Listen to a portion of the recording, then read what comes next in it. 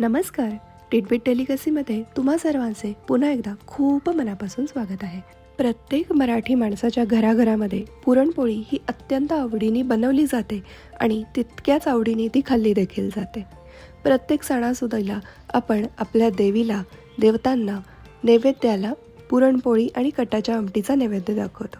तर आज आपण पाहूयात कटाच्या आमटीची रेसिपी. अत्यंत वेगळ्या पद्धतीने बनवलेली कटाची आमटी आहे. तुम्ही हा व्हिडिओ शेवटपर्यंत जरूर बघा आणि चॅनलला सबस्क्राईब करायला विसरू नका. कटाची आमटी बनवण्यासाठी लागणारं साहित्य आपण सर्वप्रथम पाहून घेऊयात. हे सर्व साहित्य खाली डिस्क्रिप्शन बॉक्समध्ये प्रमाणासह मिळेल. तर सर्वप्रथम आपण इथे घेतलेलं आहे हे पुरणाची डाळ शिजवलेलं पाणी. हरभऱ्याचे डाळ जे शिजवतो आपण त्याचं हे पाणी आहे. त्यानंतर इथे 3 ते 4 चमचे वाटलेलं पुरण घेतलेलं आहे. त्यानंतर इथे फोडणीसाठी मोहरी, थोड्याशा मेथ्या, हळद, त्यानंतर गरम मसाला, तिखट, जिरे आणि मीठ घेतलेलं आहे. थोडंसं हिंग घालावं लागणार आहे. त्यानंतर इथे अर्धी वाटी सुकं खोबरं घेतलं आहे आणि हे 2 ते 3 छोटेसे दालचिनीचे तुकडे इथे घेतलेले आहेत. त्यानंतर इथे फोडणीसाठी कढीपत्ता आहे, थोडासा गूळ, 4 ते 5 चिंचाची बुटकं, त्यानंतर ओला खोबरं आणि कोथिंबीर घेतली आहे.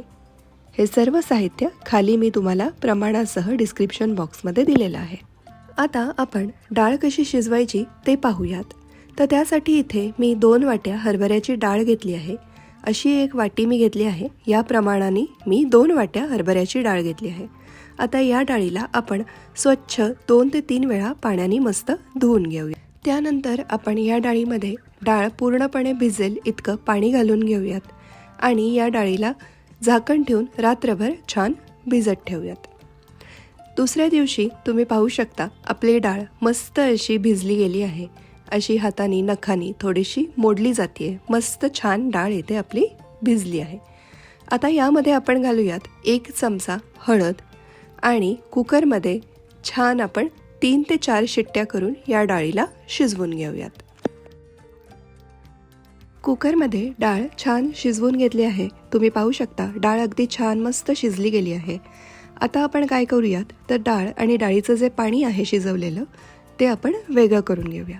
तर त्यासाठी इथे मी एका पातेल्यावर अशी एक चाळण ठेवली आहे आणि त्यामध्ये ही सर्व डाळ घालून घेतली आहे आणि या डाळीतलं सर्व जे पाणी आहे ते निथळून घेऊयात. जोपर्यंत हे पाणी निथळत आहे तोपर्यंत आपण कटाची आमटी बनवण्यासाठी लागणारा मसाला बनवून घेऊयात. त्यासाठी इथे मी गॅसवर अशी एक जाळी घेतली आहे आणि त्यावरती अर्धा वाटी सुकं खोबरं घेतलं आहे. त्या सुक्या खोबऱ्यामध्ये 1 चमचा जिरे घातले आहेत आणि 2 छोटेसे दालचिनीचे तुकडे ठेवले आहेत आणि या सर्वांना आपण गॅसवरती छान मंद आचेवरती भाजून घेऊयात. तुम्ही जर हे चुलीवर भाजलं तर आमटीची चव काय लागेल, आहा मस्तच. तर खोबरं असं थोडंसं भाजलं गेलं की आपण त्यावरती चिमूटभर हळद घालून घेऊयात आणि पुन्हा या खोबऱ्याला मंद आचेवरती छान भाजून घेऊयात. खोबऱ्याचं असं मस्त तेल सुटतं. तर हे खोबरं आपलं भाजून झालंय. याला पूर्णपणे आपण साईडला काढून थंड करून घेऊयात. खोबरं पूर्ण थंड झालं आहे.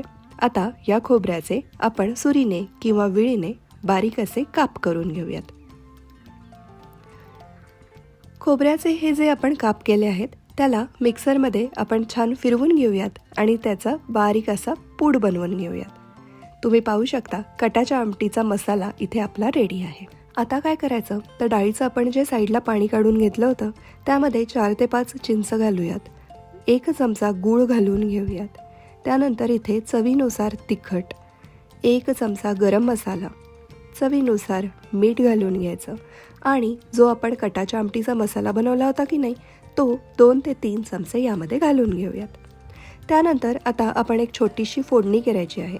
त्यासाठी एका छोट्याशा कढईमध्ये मी तेल ठेवलं आहे. तेल गरम झालं की त्यामध्ये आपण घालूयात मोहरी तडतडली की त्यामध्ये जाईल अर्धा चमचा मेथ्या आणि 1 चमचा जिरे. त्यानंतर आपण यामध्ये घालूया कढीपत्ता आणि कोथिंबीरीची जी देठं असतात की नाही ते घातली तरीसुद्धा चालतील. त्यानंतर यामध्ये जाईल हिंग आणि हळद. तर अशी आपली छोटीशी फोडणी तयार आहे. ही फोडणी आपण जे डाळीच्या पाण्यावर मसाला घालून घेतला होता त्या मसाल्यावरती घालायची आणि या सगळ्याला छान आपण मिक्स करून घ्यायचं। आता ह्या डाळीच्या पाण्याला आपण गॅसवर ठेवूयात आणि त्यामध्ये 4 ते 5 चमचे शिजवलेलं जे पुरण आहे ते घालून घ्यायचं। या पुरणामुळे आमटीला असं जरा घट्टपणा येतो आणि या आमटीला आपण मस्तपैकी छान उकळी येऊ देऊयात। तर आमटीला अशी थोडीशी उकळी यायला लागली आहे, तर आपण आता यामध्ये घालूयात 2 ते 3 चमचे ओलं खोबरं आणि खूप सारी अशी कोथिंबीर आणि पुन्हा एकदा याला छान अशी मस्त एक उकळी काढून घ्यायची।